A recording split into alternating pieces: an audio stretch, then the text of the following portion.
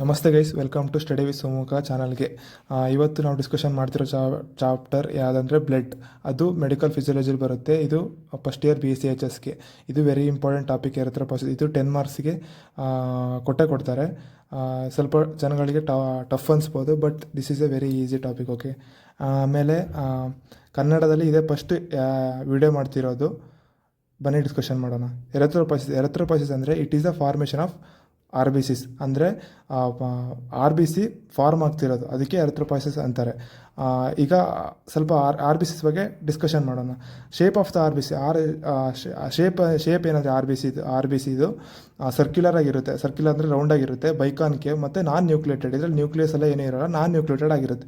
ಮತ್ತು RBCದು ಡಯಾಮೀಟರ್ ಏನಂದರೆ 7.3 μm ಇರುತ್ತೆ. RBCದು ಡಯಾಮೀಟರು. ಮತ್ತು RBC ಕೌಂಟ್ಸ್ ನೋಡಿದ್ರೆ ಇನ್ ಮೇಲ್ಸಲ್ಲಿ 5 to 5.5 ಮಿಲಿಯನ್ ಬೈ mm³ ಇರುತ್ತೆ. ಇನ್ ಫೀಮೇಲ್ಸಲ್ಲಿ 4.5 to 5 ಮಿಲಿಯನ್ mm³ ಇರುತ್ತೆ. ಮತ್ತು ಇನ್ಫೆಂಟ್ಸ್ ಅಂದರೆ ಮಕ್ಕಳು, ಸಣ್ಣ ಮಕ್ಕಳು ಹುಟ್ಟಿ ಅಬೌಟ್ ಲೆಸ್ ದೆನ್ 1 year ಮಕ್ಕಳಿಗೆ 6 to 7 ಮಿಲಿಯನ್ mm³ ಇರುತ್ತೆ. ನೆಕ್ಸ್ಟ್ ಈಗ ಹೋಗೋದಾದರೆ ಸೈಟ್ ಆಫ್ ಎರೆಥ್ರೋಪಾಯ್ಸಿಸ್, ಇದು ಫಸ್ಟ್ ಸ್ಟೆಪ್. ನಾನು ಆಮೇಲೆ ನೋಟ್ಸ್ನ ಶೇರ್ ಮಾಡ್ತೀನಿ ವಿಡಿಯೋ ಲಾಸ್ಟಲ್ಲಿ. ಈಗ ಸೈಟ್ ಆಫ್ ಎರೆಥ್ರೋಪಾಯ್ಸಿಸ್ ಏನಂದರೆ, ಎಲ್ಲಿ RBC ಫಾರ್ಮ್ ಆಗುತ್ತೆ. First intrauterine life. Intrauterine life ಏನಂದರೆ, ತಾಯಿ ಹೊಟ್ಟೆಲಿ ಇರಬೇಕಾದ್ರೆ ಎಲ್ಲೆಲ್ಲಿ RBC ಫಾರ್ಮ್ ಆಗುತ್ತೆ. ತಾಯಿ ಹೊಟ್ಟೆಯಲ್ಲಿ ಇಂಟ್ರಾಯುಟರಿನ್ ಲೈಫಲ್ಲಿ ಫಸ್ಟ್ ಇದರಲ್ಲಿ ಯೋಗ್ ಸ್ಯಾಕ್ ಅಂತ ಇರುತ್ತೆ.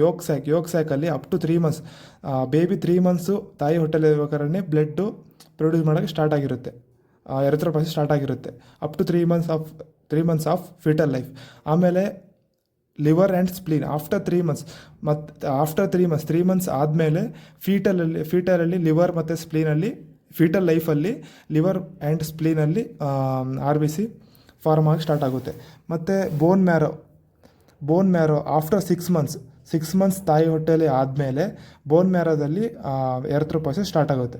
ಮತ್ತು ನೆಕ್ಸ್ಟ್ ಇಂಟ್ರಾಯುಟರಿ ಲೈಫ್ ಆದಮೇಲೆ ಚಿಲ್ಡ್ರನ್ಸಲ್ಲಿ ಬರೋದಾದರೆ all bones mainly red marrow, all ಬೋನ್ಸಲ್ಲಿ ಎರೆಥ್ರೋಪಾಯ್ಸಿಸ್ ಫಾರ್ಮ್ ಆಗುತ್ತೆ, ಬ್ಲಡ್ ಪ್ರೊಡ್ಯೂಸ್ ಆಗುತ್ತೆ, ಲೈಕ್ ರೆಡ್ ಮ್ಯಾರೋ ಆ ಥರ.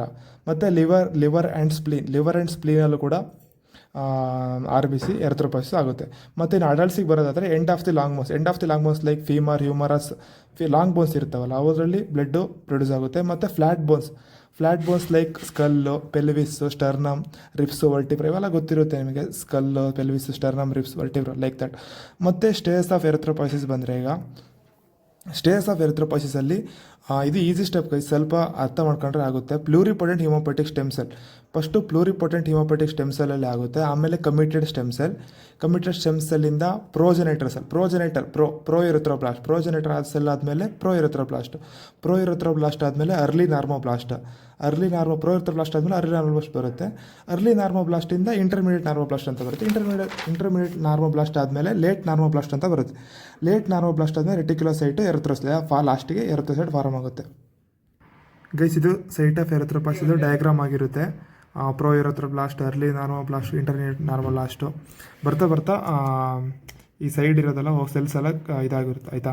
ಆಮೇಲೆ ಬಂದರೆ ನೆಕ್ಸ್ಟು ಈ ಕ್ವಶನಲ್ಲಿ ಇಷ್ಟು ಹೆಂಗೆ ಕೇಳ್ತಾರೆ ಅಂದರೆ, question write the erythropoiesis and regulations ಅಂತ ಕೇಳಿದ್ರೆ 10 ಮಾರ್ಕಿಗೆ ಅಂತಲೇ ಕೇಳ್ತಿದ್ದಾರೆ ಅಂತ ಅರ್ಥ. ರೆಗ್ಯುಲೇಷನ್ಸ್ ಕೇಳಿದ್ರೆ ನೀವು ಇದನ್ನು ಬರೀಬೇಕಾಗುತ್ತೆ. ಇಲ್ಲ ಅವ್ರು ಬರೀ ರೆಗ್ಯುಲೇಷನ್ ಕೇಳಲಿಲ್ಲ, ಬರೀ ಸೈಟು ಮತ್ತು ಡಯಾಗ್ರಾಮ್ ಕೇಳಿದ್ರೆ ಅಷ್ಟು ಬರದೆ ಸಾಕು guys. Next regulations of erythropoiesis or factors influencing of the erythropoiesis. Regulations of the ಎರೆಥ್ರೋಪಾಯ್ಸಿಸಲ್ಲಿ 2 ಫ್ಯಾಕ್ಟರ್ ಇರುತ್ತೆ, ಜನರಲ್ ಫ್ಯಾಕ್ಟರ್ಸ್ ಮತ್ತು ಸ್ಪೆಷಲ್ ಮೆಚುರೇಷನ್ ಫ್ಯಾಕ್ಟರ್ಸ್ ಅಂತ. ಜನರಲ್ ಫ್ಯಾಕ್ಟರ್ಸಲ್ಲಿ 2 ಟೈಪ್ ಇರುತ್ತೆ, ಹೈಪಾಕ್ಸಿಯಾ ಆ್ಯಂಡ್ ಹಾರ್ಮೋನ್ಸ್ ಅಂತ. ಹೈಪಾಕ್ಸಿಯಾ ಇರುತ್ತೆ ಮತ್ತು ಹಾರ್ಮೋನ್ಸ್ ಇರುತ್ತೆ.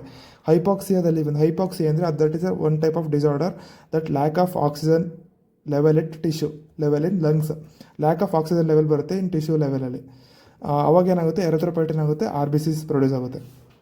ಮತ್ತು ಹಾರ್ಮೋನ್ಸು, ಗೈಸ್ ಹಾರ್ಮೋನ್ಸಲ್ಲಿ thyroxine hormone, androgen hormone, anterior pituitary hormone.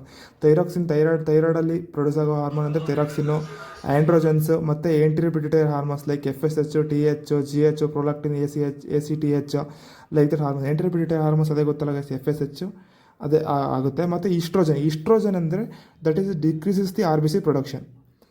Next ಅದಾದಮೇಲೆ ಅದು ಜನರಲ್ ಫ್ಯಾಕ್ಟರ್ಸ್ ಆಯಿತು. ಈಗ ಸ್ಪೆಷಲ್ ಮೆಚುರೇಷನ್ ಫ್ಯಾಕ್ಟರ್ಸಲ್ಲಿ ಮತ್ತು 3 ಟೈಪ್ ಬರುತ್ತೆ: dietary factors, intrinsic factors, extrinsic factors. Dietary factors like iron and folic acid ಆಗುತ್ತೆ, CO, NI, MN, vitamin C, vitamin B12, proteins. ಮತ್ತು intrinsic ಫ್ಯಾಕ್ಟರಲ್ಲಿ produced by the intrinsic factor it is produced by the parietal cells. ಆಮೇಲೆ ಮತ್ತು also helps in the vitamin B12 absorption. ಇದಾಗಿತ್ತು guys ಎರಿಥ್ರೋಪಾಯ್ಸಿಸ್ದು discussion. ನಾನು ನೋಟ್ಸ್ನ ನಿಮಗೆ ಕೊಡ್ತೀನಿ.